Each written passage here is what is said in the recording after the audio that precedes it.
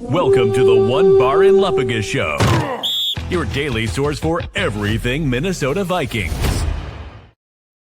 All right, welcome back to Onebar and Lupagus Show on Onebar with Lupagus. It's been a couple hours since the Vikings' tough loss to the Ravens. We've had a little bit of time to soak this puppy in. We're going to talk about the 5 biggest takeaways from this Ravens loss. Be sure to hit that sub button. We're trying to get to 16,000 subs. Hit the sub, comment, like as well. But let's get into this. Number 1 takeaway. Number 1. Yeah, let's start with this. Does Kevin O'Kyle even know how to coach a young quarterback anymore? Like 42 pass attempts, a running game that's going, you put it all on your young quarterback. Is that the way to get a young quarterback confidence? Well, you say anymore. I don't think he's ever been in this situation, right? I don't think he's ever had a young quarterback to do this where he's been running the helm. So, the only reason I bring that up is this is new territory for him. This isn't Matt Stafford out there.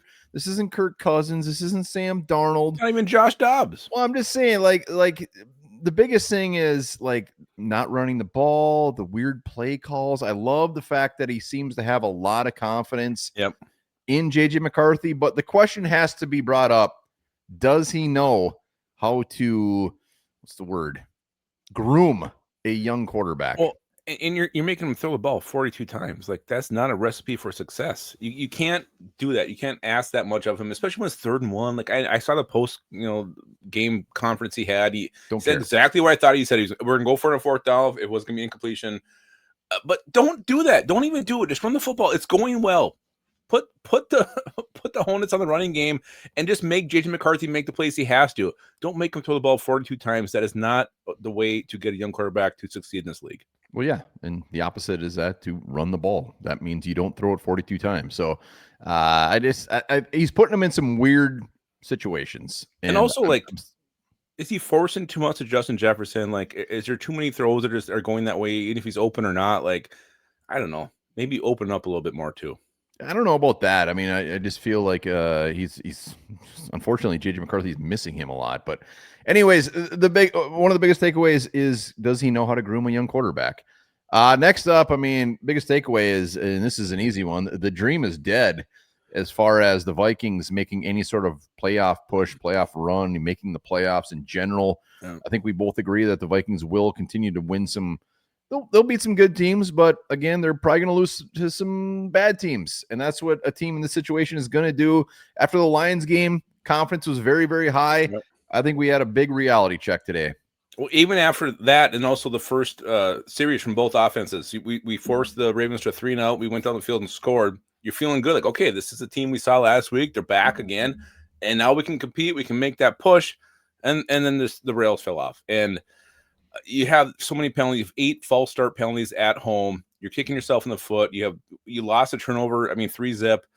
You can't play that kind of football and expect to win games and expect to compete for a championship. It's not going to happen. So for me, I'm back to this team's like a 500 team hovering around that, whether it's 9-8, 8-9, 7-10. That's where they're going to end up. So yes, they'll win a few more games, but you just can't be inconsistent week to week like we've seen from these Vikings so far. Yeah, well, if they win next week, I bet you'll have them back in the Super Bowl. Just a hunch. I won't, because I'm going to be afraid what's going to happen the next week. Just a hunch. Let's go to some good news. Jaylen Redmond, the man, I don't know if he's a star yet. He's going to be.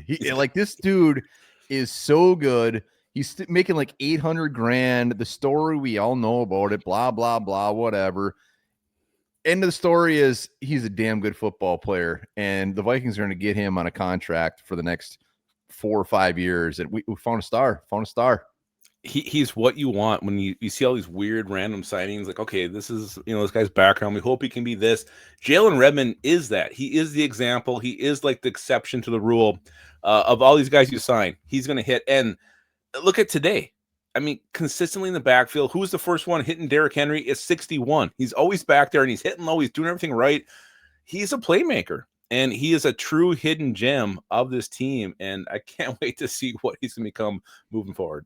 Well, yeah, and this is a guy you can build your defensive line around. Javon Hargrave, Jonathan Allen, they aren't long-term guys. You can go in the draft and be like, Jaylen Redmond's going to be a guy in the middle. Who are we going to find next to him? And it's a great find, Next up, we have that Andrew Van Ginkel. I mean, there is not even a question about this. This defense is night and day when he is out there. He is the heart and soul of this Minnesota Vikings defense.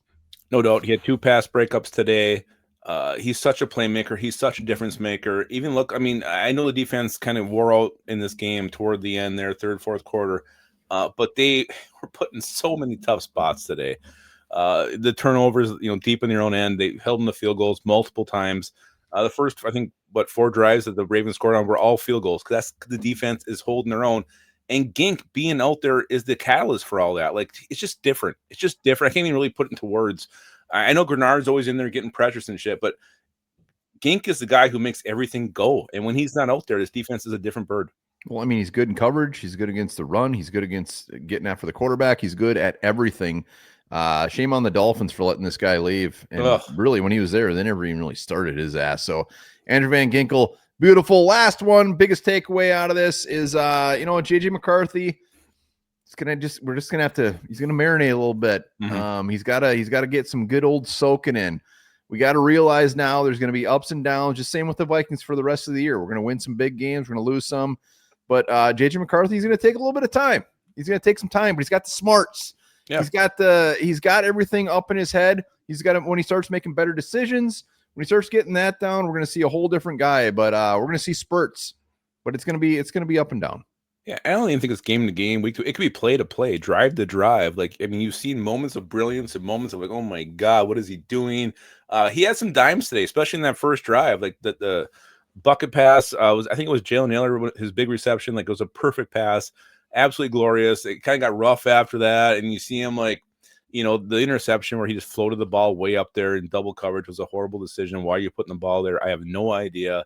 He did kind of overcome the turf monster today, but. Yeah, it's going to be good and bad. It's his 4th career start.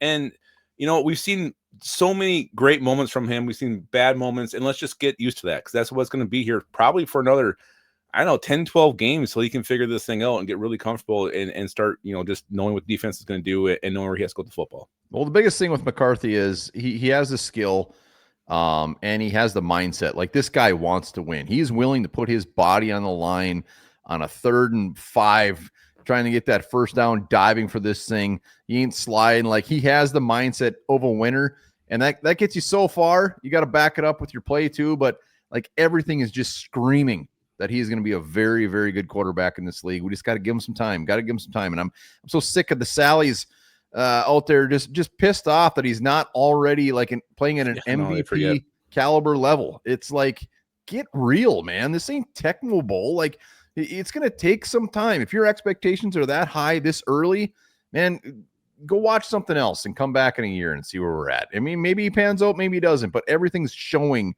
that he should be good. I also love the accountability. The post-game press conference, he said, the false starts he was asked about, and he said, I'm the orchestra. I'm the conductor of the orchestra. That's on me. So he takes the blame too. He's not going to, shut it off and put on somebody else. So he's also very accountable when things go bad or go right. So I love that about him. Like, he's not shying away from his mistakes either. All right, those are our biggest takeaways. Hit up that sub, like, comment below. We'll be here all damn week talking Vikings. We got the Bears coming up. We're going to smack them. Remember this: blue cheese is in fact mold.